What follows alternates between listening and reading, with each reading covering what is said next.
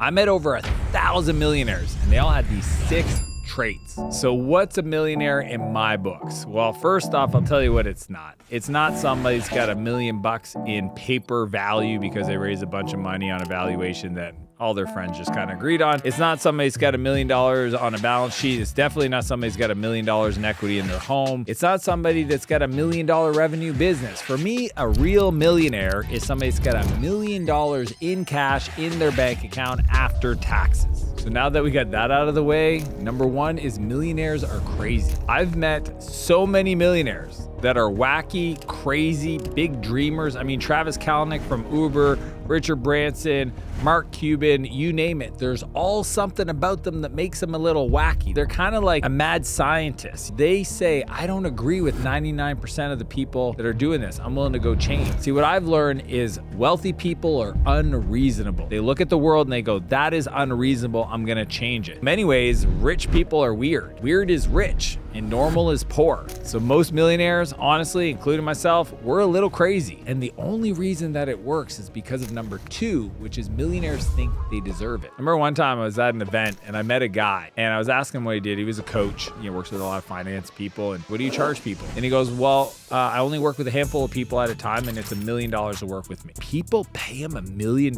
but the way he said it with confidence, certainty, conviction. Like he said it as if somebody else said, it's 25 grand to hire me as a coach. And this is when I realized people that are wealthy, they get there because they think they deserve it. See, you'll never get a penny more than you think you deserve. But the only way you can think you deserve it and actually be successful is to take massive action, which is number 3, millionaires are risk takers. So when Elon Musk started Tesla, he said this publicly, that he only gave himself a 30% chance of succeeding.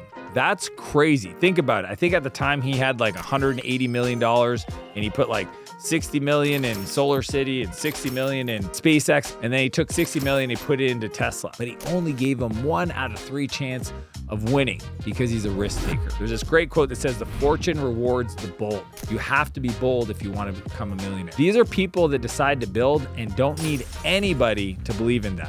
They don't need support from their friends, their family, even their mentors sometimes, but it doesn't mean you take dumb risks. See, we call it asymmetrical risk reward, where you can stack the deck in your favor. You're never gonna figure it out if you're not in the game, but this is what people like Ray Dalio, Buffett, Munger, all these incredible investors, all the hedge fund managers, they're all looking for opportunities where they can take risk, where the downside is protected, but the upside is uncapped. And for many of you, it's taking a risk on you. And taking risk only works when you take your health seriously to get through the hard times, which is number 4. What do people do at the beginning of the year? Every one of them, they all set new intentions for this is the year that they get in shape. They decide to take their energy and their fitness and their health and make it number 1. What I've learned is from all these millionaires is you might look at them and not think they're in shape, but I'll tell you, they take their health seriously. To operate at the top, you need to be fit. Millionaires know better than anyone that health is wealth. You got to exhaust the body to tame the mind.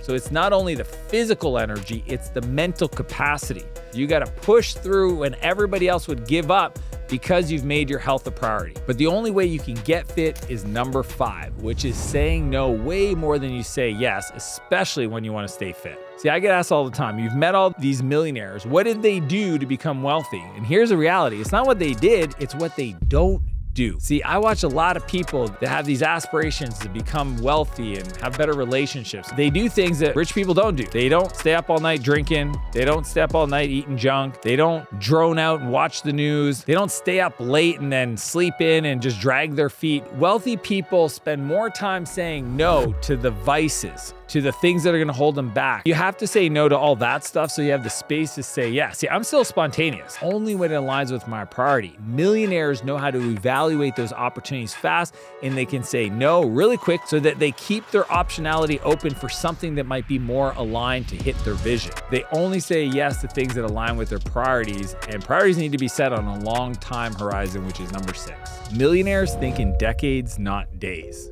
When I hire new employees, one of my favorite questions to ask them is, if you woke up in 5 years, I want you to describe your dream life. You've achieved all your goals, magic wand, everything's there. What does that look like in 5 years? And the truth is that most people I interview, they can't describe that future. They actually don't know exactly what that looks like. And that is the challenge. See, most people can only think about the month. Millionaires think in decades. See, your bank account is a direct correlation to the time frame you plan it. You know, it's not 1 week, it's not 1 month, it's 1 year, it's 5 years, it's 10 years, it's 25 years. You can almost tell the wealth of the person based in the language they use to describe their timelines. The longer you set your time horizon, the wealthier you probably are because you're willing to use time to compound your effort. Most millionaires are willing to invest over a long period of time without seeing a result right away, knowing that they're building the foundation towards the future.